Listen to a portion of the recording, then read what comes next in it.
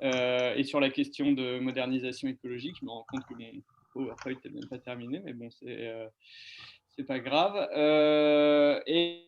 3 ans après, on a eu l'opportunité de refaire de reprendre le même dispositif dont je vais vous parler tout à l'heure sur la COP 21, parce que c'était plus facile, parce qu'on était à Paris, parce qu'on avait déjà une équipe en place, et puis surtout parce qu'on avait quand même bien compris et conscience que la COP 21 allait déterminer en grande partie les grandes lignes de la gouvernance globale de l'environnement pour les années à venir.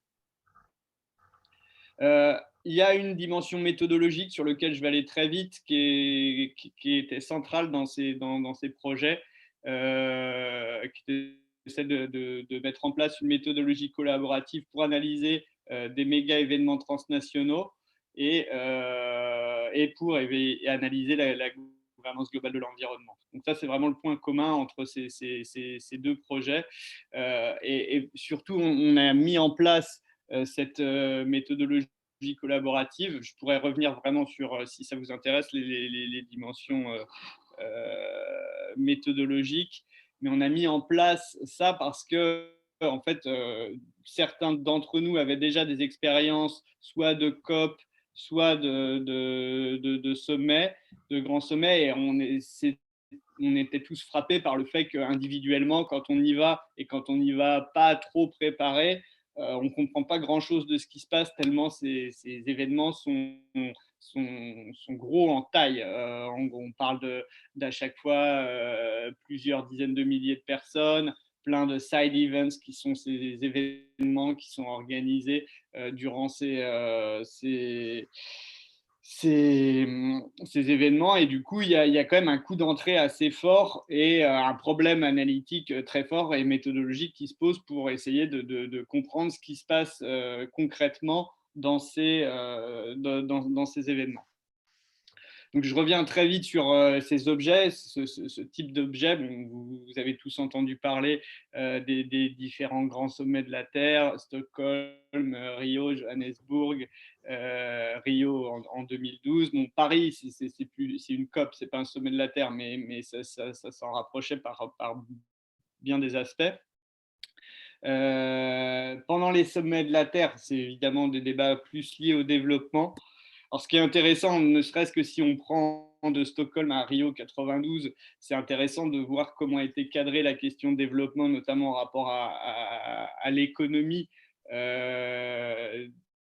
Suite à Stockholm, on a eu le rapport Limit to Growth que vous connaissez tous et qui posait clairement une contradiction, basiquement, entre la croissance économique, le développement de l'économie capitaliste, basiquement, et les limites planétaires, même si ce n'était pas dit exactement ces termes, mais ça revenait à ça. À Rio, en 92, avec le concept de développement durable, on a une espèce de tentative d'équilibrage. Donc, on ne parle plus forcément de contradiction entre économie et écologie, mais plutôt on cherche un équilibre entre les trois piliers du développement durable. Et à Rio 2012, on a là carrément l'écologie devient une opportunité pour l'économie. Donc, ne serait-ce que sur cette séquence 72, 92, 2012, on a vraiment une évolution du cadrage dans l'articulation des manières, dans l'articulation entre économie et écologie, basiquement. Voilà, sommets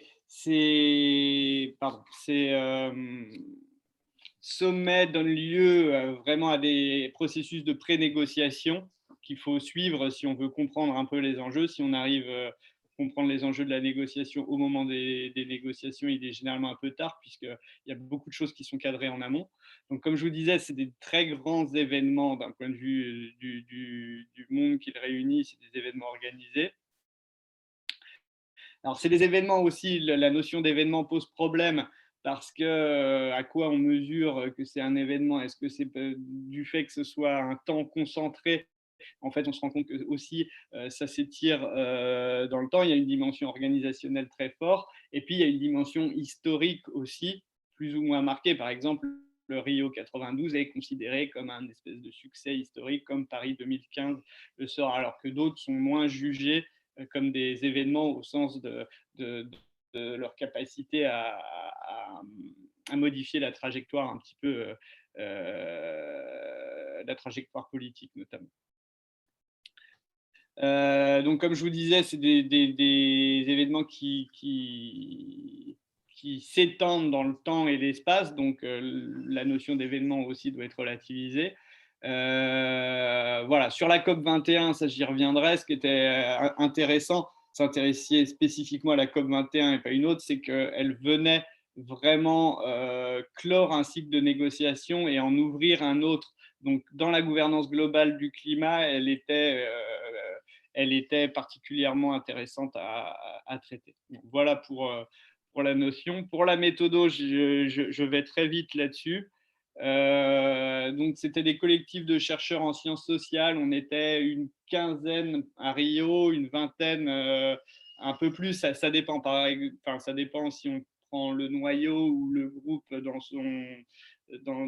ses largeurs. Mais on était une bonne dizaine, quinzaine à suivre très régulièrement les réunions un an en amont, notamment pour la COP, et enfin pour les deux d'ailleurs, pour Rio plus 20 et puis pour la COP, et puis à suivre ensuite les réunions qu'on a organisées après. On s'est inspiré, bon, les collectifs se sont vraiment composés de manière très souple en fonction, enfin un peu en discutant avec des collègues. Pour ceux qui étaient intéressés à participer, on n'a pas formé. À chaque fois, on avait eu des projets, des financements assez petits, donc les gens ne venaient pas pour l'argent concrètement, ils venaient pour l'intérêt à discuter et à essayer d'analyser collectivement ces événements. On s'est inspiré d'autres projets, notamment la collaborative ethnographie. Ça vient vraiment de l'écologie politique américaine. McDonald's, Brosius, qui ont déjà fait qui ont formé des équipes, notamment avec des étudiants, pour analyser des sommets, enfin, c'est pas des sommets, c'est plutôt des événements liés notamment enfin, la gestion internationale de la biodiversité, notamment les grandes rencontres de l'UICN. Oui, aussi, il y a un aspect important, c'est que c'était assez aussi multistatutaire au sens où il y avait des doctorants, des post-doctorants, des chercheurs un peu plus capés, on va dire, et puis des chercheurs un peu plus, enfin, on a quand même bénéficié de l'expérience de chercheurs comme Irène Bélier ou Birgit Müller, qui avaient déjà vraiment une expérience des sommets de la Terre et puis surtout des institutions onusiennes. Donc ça, c'était assez précieux aussi. Voilà. Il y a eu une collaboration, comme je vous disais, vraiment en amont. À peu près, on s'est organisé un an en avant, en organisant des réunions tous les mois pour pour essayer de suivre les pré-négociations. Bon, évidemment, cet effet collaboratif se ressent pendant le sommet avec ce qu'on appelait un effet séminaire permanent et les observations croisées, c'est-à-dire que pendant 10-15 jours, on est complètement ensemble. Dans le cas de la COP 21, on avait loué un appartement Gare du Nord où on était 10, 15, enfin une dizaine en permanence, mais qui servait de QG, de réunion de débriefing le matin et le soir. Et, et donc, on parlait tout le temps de ça, tout le temps pendant 15 jours. Donc, en fait, on a nos hypothèses qui se font en temps réel et qu'on discute en temps réel avec les autres. On constitue souvent des groupes de 2 pour aller observer un même side event. Donc, c'est intéressant. On croise les opinions en permanence. Donc, il y a vraiment cet effet séminaire permanent qui est hyper productif, nous, on pense, et qui est vraiment chouette, quoi.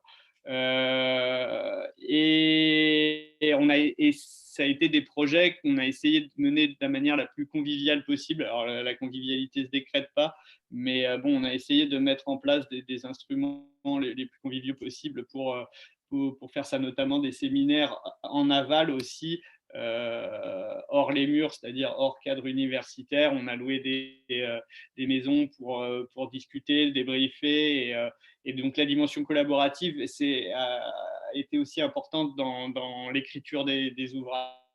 On a discuté nos papiers de manière croisée. Donc, voilà, ça, je pourrais revenir là-dessus si ça vous intéresse.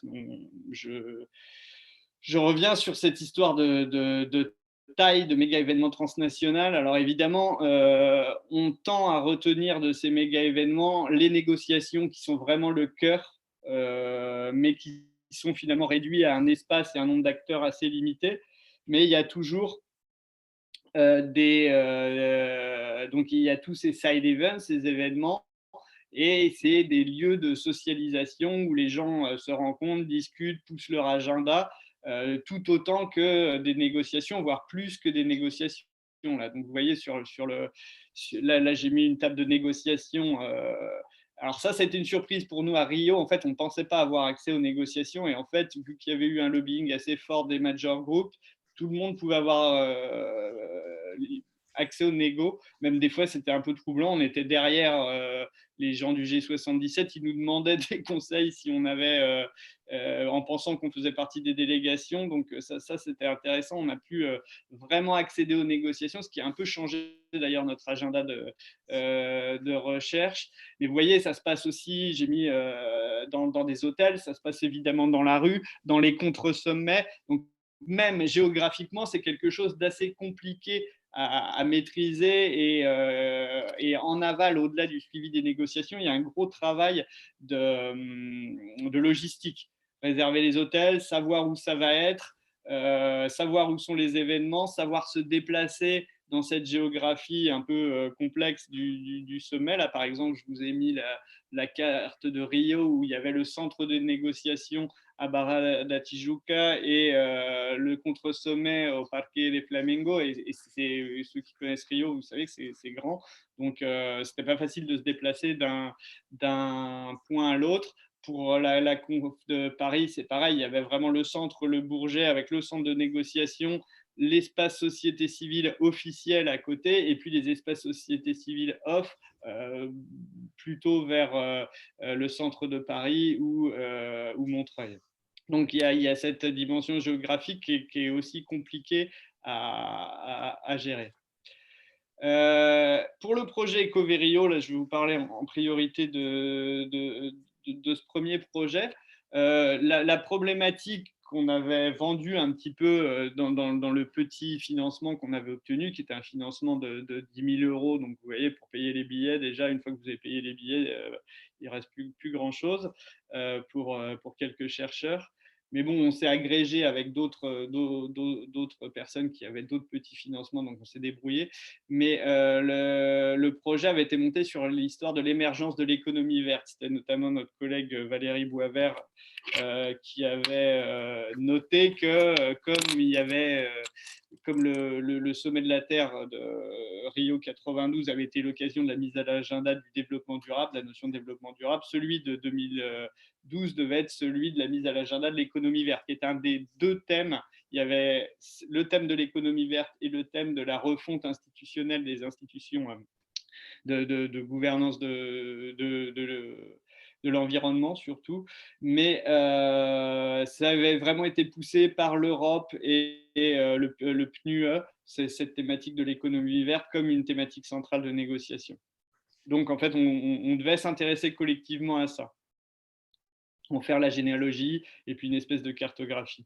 Mais en fait, pendant le sommet, vu qu'on a eu accès à beaucoup d'autres observations et puis que c'était quand même pas le cœur de l'intérêt de tous les membres, cette histoire d'économie verte, on s'est intéressé à trois grands axes, on va dire, qu'après on a recomposé en axes de manière a posteriori, qui est celui du nouvel ordre géopolitique et ces sommets comme des laboratoires d'une société globale. Un autre axe sur les reconfigurations des liens entre économie et environnement, auquel est liée cette réflexion sur l'économie verte dont je vais parler, et une réflexion sur la société civile globale, et notamment la position des acteurs de la société civile, notamment de l'altermondialisme, vis-à-vis du processus de négo. Voilà, alors pour réunir ces trois axes, finalement, ce qui s'est imposé, donc c'est vraiment la problématique, c'est construite ex post. On est allé puiser, on avait une des collègues qui participaient au projet, réfléchissait à cette notion de modernisation écologique et disait qu'elle permettait de discuter ces trois dimensions dont je vous ai parlé. Donc, un bref rappel théorique sur ce qu'est la modernisation écologique, c'est tout d'abord un courant de pensée théorique, plutôt de sciences politiques, né en Europe du Nord, où généralement on cite Huber et Yannick, qui sont deux auteurs allemands comme un peu les pères de cette pensée, qui est une pensée un peu en réaction à l'échec des politiques publiques environnementales et une réaction à la posture très critique de l'écologie politique alors dominante en Allemagne. Et c'est un discours beaucoup plus réformiste qui met en avant les solutions technologiques, notamment la notion de substituabilité, et qui postule d'une certaine manière la compatibilité entre des réformes écologiques profondes et l'économie de marché. Bon, dans les années 90, ça va évoluer plutôt vers des versions, ce qu'on appelle de modernité réflexive, sous l'influence de Beck, de Giddens, et ça sera repris notamment dans les gouvernements sociodémocrates. Et ça laisse beaucoup plus de place aux questions de régulation de l'État. Donc ça, c'est la version modernisation écologique, Moll et Spargaron, si ça vous intéresse d'aller voir ces auteurs ou si vous ne les connaissez pas. Mais si vous les connaissez déjà, bon, c'est assez intéressant à lire comme littérature, ne serait-ce que par rapport à cette évolution des paradigmes dans la pensée écologique. Donc c'est vraiment une vision assez pragmatique, réaliste, réformiste, qui vise vraiment à rendre compatible la pensée écologique et la réponse à la crise écologique avec le processus de modernisation, que ce soit de l'État ou de l'économie de marché ou de la technique. Donc, vous imaginez bien que c'est plus audible dans les institutions internationales, notamment à l'Union européenne, au PNUE, que les positions d'écologie critique radicales. Et c'est très, très compatible avec les nouvelles tendances de la modernisation, que ce soit les partenariats publics-privés, les questions de participation, de gouvernance, de décentralisation, le New Public Management, j'y reviendrai, l'économie de la connaissance, le développement durable, toutes ces notions. Donc c'est vraiment une théorie de sciences sociales, mais qui a toujours été à l'interface avec le milieu des décideurs, notamment au niveau des institutions internationales. Et on peut vraiment prendre ça comme un plaidoyer épistémique qui a trouvé un écho, notamment en Allemagne et dans les institutions internationales, comme je vous disais, OCDE et Banque mondiale compris. Et pour Ager, c'est devenu, au milieu des années 90, la manière dominante de penser et traiter les problèmes environnementaux, notamment en contexte occidental. C'est moins évident au sud. Voilà, donc notre thèse centrale du livre, de l'ouvrage issu du projet, c'est que Rio+20 était à la fois la consécration du discours de l'économie verte avec cette mise à l'agenda, mais une épreuve, l'économie verte étant un sous-produit de direct de cette modernisation écologique, mais ça a constitué aussi une épreuve très forte pour la modernité écologique, parce que ce discours, aussi politiquement correct soit-il, était encore très peu recevable par une partie des pays, pour les raisons que je vais vous parler. Donc cette épreuve, la première épreuve, donc, c'est celle de la gouvernance globale. Ce qui est intéressant, ce qui avait été intéressant d'observer, c'est comment finalement ces sommets de la Terre restent malgré tout des dispositifs interétatiques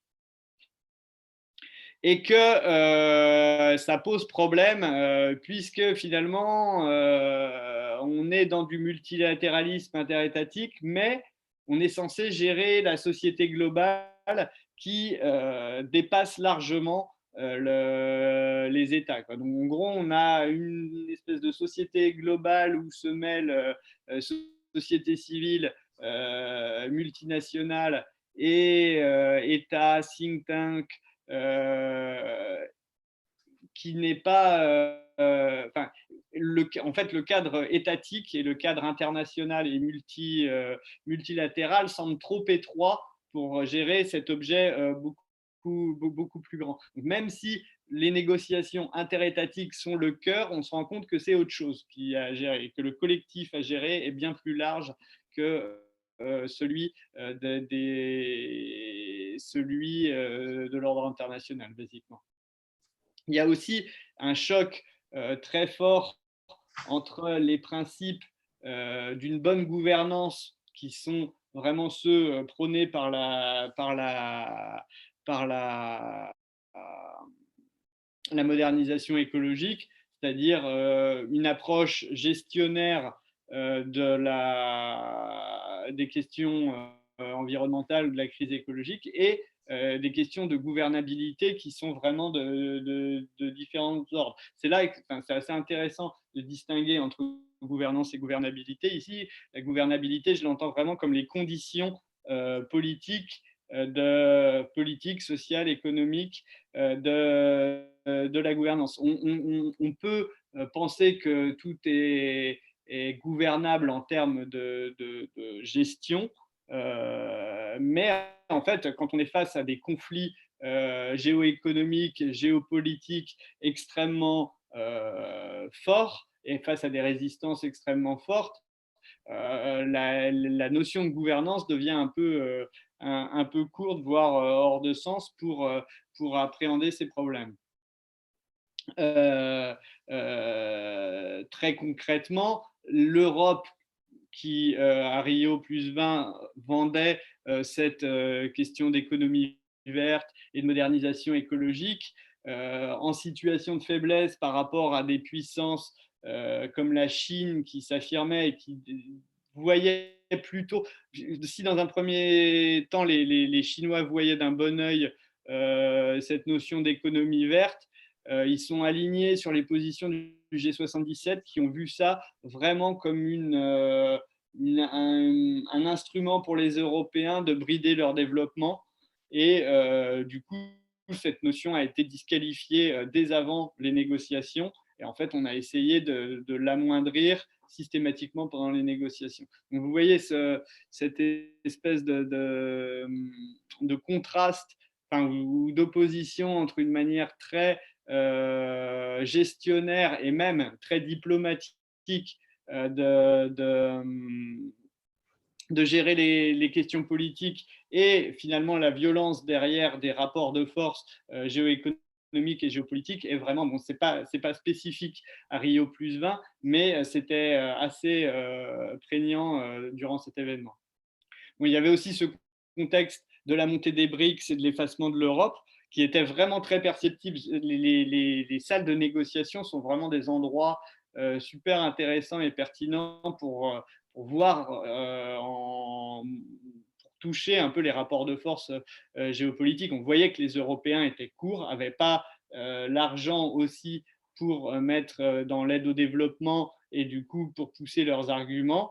Face à eux, il y avait les Brésiliens qui étaient absolument impressionnants du fait de leur tradition diplomatique et du fait de la poussée qu'ils avaient en 2012. Bon, maintenant, on ne peut pas en dire la même chose, mais il y avait vraiment un rapport de force qui s'établissait. Vous voyez là dans la petite vignette US et G77, c'était vraiment les deux pôles qu'on voyait discuter. Et c'est vrai que l'Europe s'est montrée très effacée dans ces négociations.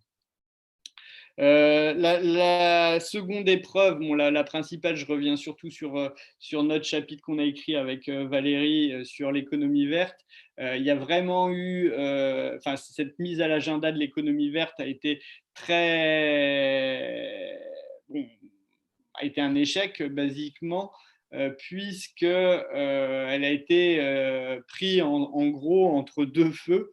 À sa droite, par les tenants d'une économie grise, basiquement, enfin, en tout cas le G77 qui ne voulait pas entendre parler de régulation environnementale et notamment sous la pression des pays de l'OPEP, des pays pétroliers qui voulaient absolument aucune restriction à leurs activités économiques. Et sur la gauche, l'économie verte était critiquée aussi depuis la société civile comme une nouvelle forme de marchandisation de l'environnement. Avec une critique, à mon avis, un peu biaisée au sens où l'économie verte, pour eux, c'était une notion essentiellement émanant des entreprises, alors qu'en fait, quand on en fait la généalogie, c'est vraiment une notion très technocratique issue de ces mêmes personnes, enfin, beaucoup de penseurs de l'ecological economics qui sont pareils à l'interface entre l'économie, enfin, entre l'université et les sphères de décision. Et c'est une notion qui a été vraiment portée, notamment à travers différents rapports par le PNUE et l'Europe. Mais c'est avant tout bien plus qu'une notion entrepreneuriale, c'est une notion technocratique. Je renvoie au chapitre qu'on a écrit. Bon, je passe aussi un peu vite sur l'épreuve de la participation. On a eu deux chapitres, un sur le rôle des syndicats et l'autre sur les populations autochtones et leurs organisations à Rio plus 20.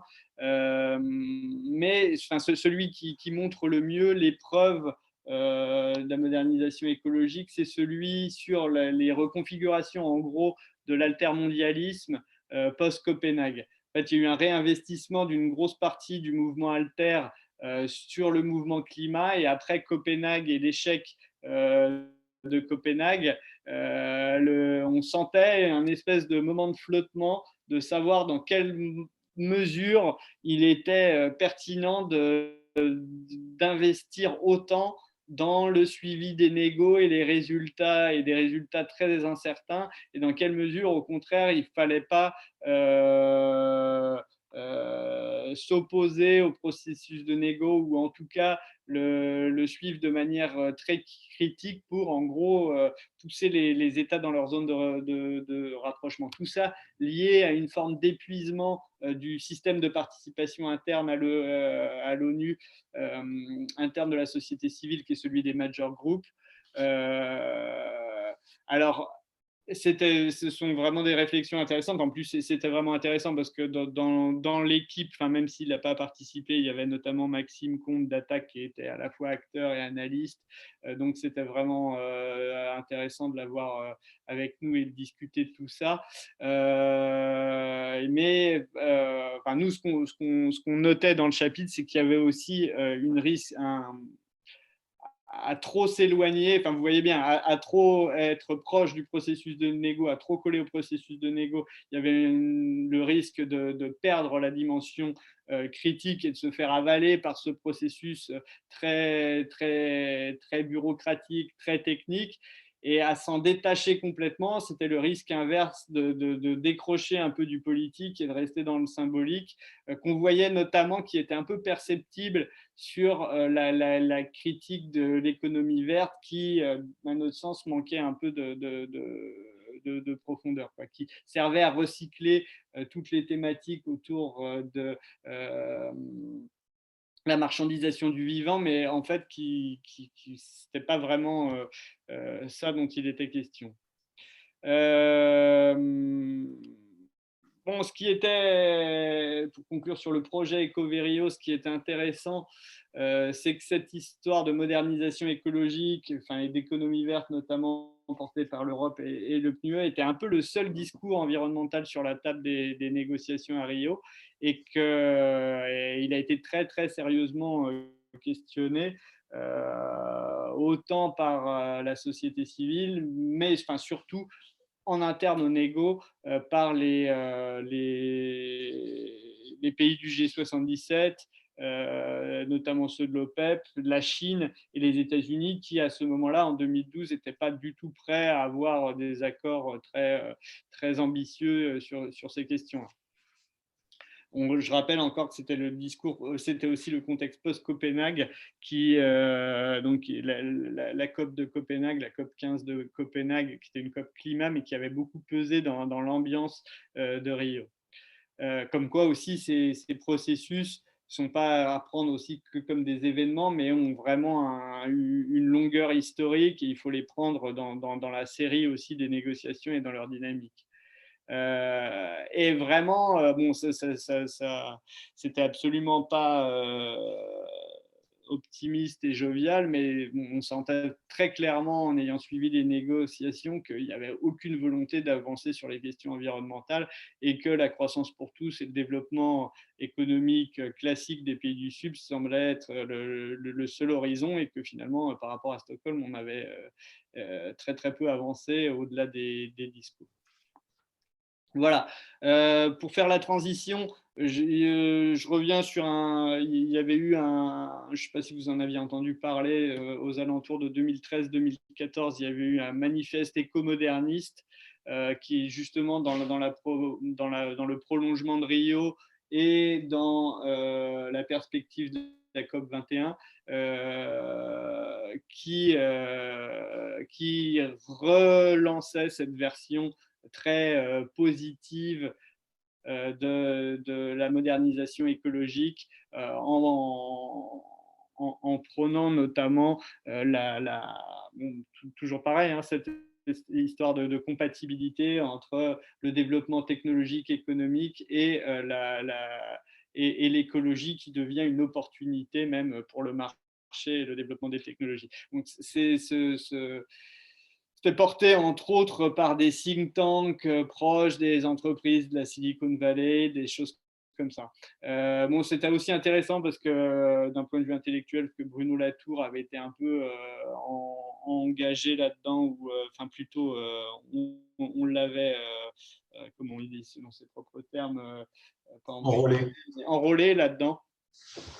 Et il y avait eu une discussion intéressante. Bon, ça c'est plutôt anecdotique. Je vais vous parler plutôt de notre deuxième projet, et là qui était articulé autour de vraiment d'une problématique là qui n'a pas émergé en aval, mais vraiment en amont, pardon, qui est celle de la climatisation du monde. D'un point de vue de l'équipe, ce qui est intéressant, c'est qu'on a rencontré à Rio Plus 20 Ami Dahan et Stéphane Aïkout, qui avaient un suivi, eux qui suivaient le processus de négo de climat depuis une dizaine d'années, on va dire. Stéphane terminait ou venait de terminer sa thèse, et Ami suivait ça aussi depuis une dizaine d'années. Donc, eux, ils avaient participé aux différentes COP, dont celle de Copenhague, mais même à celle d'avant. Et on avait beaucoup discuté à Rio. Et quand est venu enfin, on est assez vite parti sur cette idée de fusionner les deux équipes. Notre équipe et puis notre équipe présente à Rio et puis la leur, dans la perspective de suivre le projet, de suivre la COP 21. Alors, ce qui était intéressant, c'est que eux, dans leur ouvrage que vous connaissez probablement, de synthèse sur les négociations climat avant Paris, ils avaient noté un effet d'obésité du régime climatique, qui devenait de plus en plus gros et qui se chargeait de plus en plus de différents éléments. Et nous, inversement, qui travaillons sur des objets connexes type l'agrobiodiversité, la biodiversité, ou les populations autochtones ou l'agriculture, on voyait comment le climat devenait quelque chose de plus en plus important et central, et était en train d'absorber en partie nos objets. Et eux, leur processus, on appelait ça globalisation du climat, donc c'est cette montée en généralité. Et nous, on a appelé ça la climatisation du monde, climatisation de différents objets. Et vraiment, on s'est attaché à suivre dans différentes arènes la climatisation de différents objets, différents secteurs, différents groupes d'acteurs, que ce soit la sécurité, la société civile, l'agriculture, le business, les populations autochtones. Donc, vous voyez comment ces différents secteurs se climatisaient au sens où ils alignaient d'une certaine manière leur discours sur la problématique du changement climatique. Et au début, c'était un espèce de jeu de mots un peu rigolo pour décrire ça. Et en fait, on s'est rendu compte de la capacité opératoire heuristique du concept et on l'a vraiment utilisé et on a essayé de le pousser de manière autant qu'on a pu. Donc, on entend par climatisation vraiment cette histoire d'alignement de différentes problématiques sur la question climatique, alignement de cadre, on pourrait dire.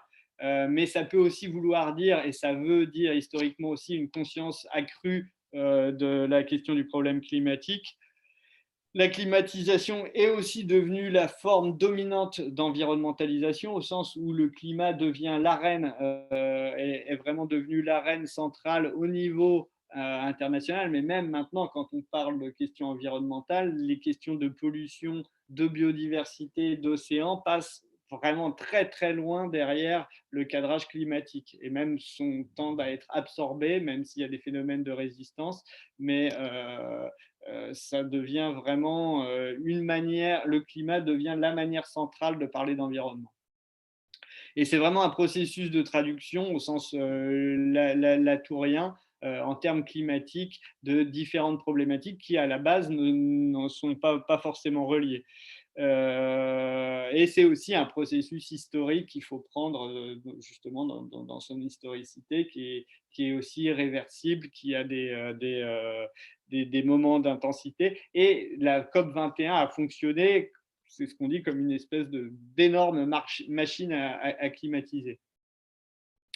On a essayé de distinguer différents degrés de climatisation. Par exemple, elle peut être très sélective. Là, il y a l'exemple du chapitre de Stéphane sur les négociations, qu'il a vraiment suivi de manière très fine. Il regardait comment l'énergie, finalement, est une question évidemment centrale dans le débat climatique et est montée comme telle, mais dans les négociations, du fait du travail politique de toute une partie des acteurs, notamment ceux de l'OPEP et du G77, les questions énergétiques sont quasiment absentes du texte. Donc vous voyez, c'est une climatisation à géométrie variable au sens où… attendez 2 secondes, qu'est-ce qui se passe? Non, ma chérie, je suis en train de parler. Vas-y, vas-y. Kelly, descends, ma chérie. Non, pardon, excusez-moi. J'ai 4 filles à la maison, donc c'est aussi un peu sport. Voilà, j'en étais sur cette histoire de sélectivité.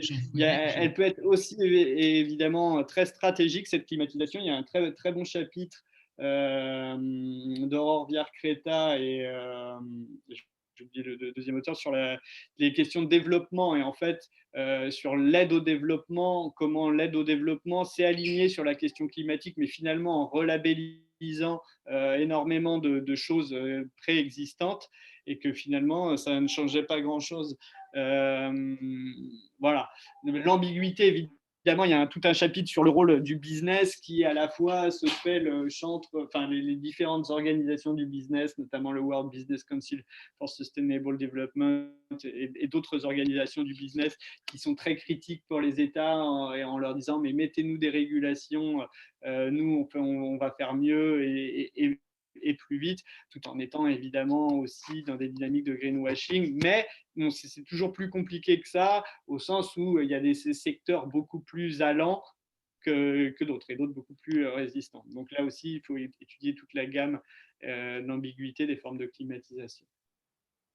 Bon, là, je vais aller un peu vite sur la fin parce que je vois que mon temps est en train de passer. On peut évidemment se poser la question de de pourquoi une telle force d'attraction. Bon, ça, je vais passer, j'y reviendrai si ça. si ça vous intéresse. Mais ce qu'il faut noter, c'est que c'est un processus aussi largement incomplet et réversible, au sens où l'enthousiasme post-Paris sur ce pouvoir de climatisation a été aussi pas mal douché par la réalité géopolitique, notamment avec l'arrivée de Trump et le retour des climato-sceptiques à un niveau extrêmement élevé, le retrait de l'accord de Paris. Vous voyez aussi au niveau de la couverture. Donc 2015 a été vraiment une année d'intense couverture médiatique sur la question climatique, mais dès 2016, ça redescendait assez vite. Mais c'est réversible au sens où, vous voyez, c'est quand même quelque chose de très clivant, puisque Biden est revenu aussi et s'est fait élire en partie sur son climate plan, qui est quand même un plan d'investissement absolument massif, un peu dans l'esprit de la modernisation écologique d'ailleurs, dans les énergies alternatives. Bon, ça, je vais vite là-dessus, sur cette dimension virtuelle et incantatoire. Après Rio, on s'est réunis encore dans cette histoire de volonté de maintenir des formes d'informalité. On s'est réunis pour discuter en Allemagne. On avait loué un gîte où on était plusieurs. Il y avait des Anglais, des Allemands et puis une partie de notre groupe autour de cette question autour des questions de soft law et des modes de gouvernance douce qui étaient promus par l'accord de Paris. Et de cette réunion, nous, on a sorti un article avec Stéphane et Édouard Morena autour de la notion de gouvernance incantatoire, qui nous permet bon, il y a déjà pas mal de réflexions sur, en gros, sur le gap existant entre tous les efforts politiques et toute l'agitation politique autour de l'environnement et finalement le peu de résultats qu'il y a, donc qui repose sur différents déphasages dont j'ai commencé un peu à évoquer, entre gouvernance, gouvernabilité, mais aussi entre ces sphères internationales et le niveau local, et puis entre les dimensions symboliques et les dimensions très pratiques. Donc nous, avec cette gouvernance incantatoire, le concept nous permet de saisir la dimension symbolique et discursive et rituelle aussi de ces modes de gouvernance. Elle nous permet de mettre en avant cette dimension très molle, avec ce système de soft law où en gros c'est imposé un système dit de pledge and review contre un système de command and control. En gros, au lieu de fixer des normes obligatoires avec des objectifs chiffrés, on est passé à des objectifs volontaires et un système de reviewing organisé. Donc c'est vraiment le système institutionnel et que promeut l'accord de Paris. Dans cet article, on essaye de montrer comment cette soft law et ces modes de gouvernance sont directement inspirés des modèles managériaux de manière plus générale, avec son cortège de soft law, de guidelines, de recherche de performativité, de voluntary agreement, reporting et d'émission de signal. Et là, c'est là que la notion de gouvernance incantatoire est intéressante, c'est qu'il s'agit vraiment de gouverner par les signaux, pardon, en étant très attentif aux stratégies de communication, au placement des récits, et notamment, on peut vraiment voir Paris,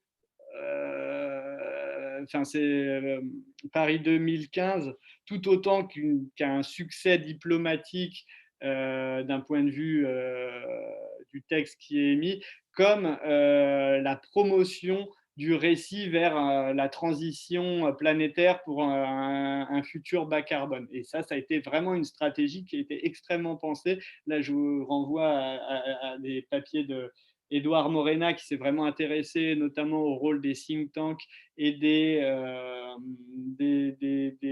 boîtes de com qui ont été mis, enfin c'est pas des boîtes de com, c'est des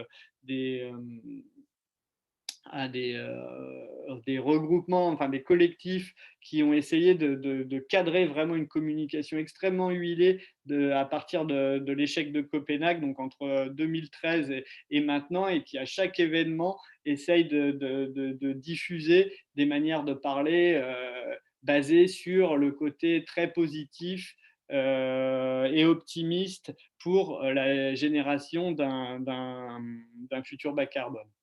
Et ça, c'est... Jean, ouais, si nous reste peu à ouais. la conclusion. Alors, non, mais Voilà. voilà, ça, c'était vraiment les derniers éléments sur cette gouvernance incantatoire. Non, si finalement, on peut vraiment se poser des questions sur la dimension gouvernable finalement du changement climatique. Alors, c'est pas très optimiste, mais on peut quand même très légitimement se demander si c'est pas trop gros, trop tard, trop complexe, et si ça touche pas trop à nos modèles culturels de consommation et de production. Et que finalement, ces dimensions virtuelles et incantatoires de la climatisation ne sont pas des stratégies culturelles pour gérer cette ingouvernabilité. C'est très proche de ce que pense Ingolfur Bludorm là, autour des symbolic politics. Et bon, c'est pas très optimiste, là, ça va plutôt contre le. Mais on peut vraiment voir ces dimensions symboliques comme des instruments de gestion finalement de l'ingouvernabilité. Et la situation, enfin, et là, ce que je trouve intéressant, c'est aussi cette situation post-Covid avec des formes de retour de l'État, notamment sous la forme d'investissement massif, si ça ne va pas jouer un petit peu, enfin, très, très concrètement, à notre sens, le changement climatique ne se gouverne pas au sens gouvernance. S'il faut le gouverner, c'est beaucoup plus au sens gouvernement, voire militaire, vu l'ampleur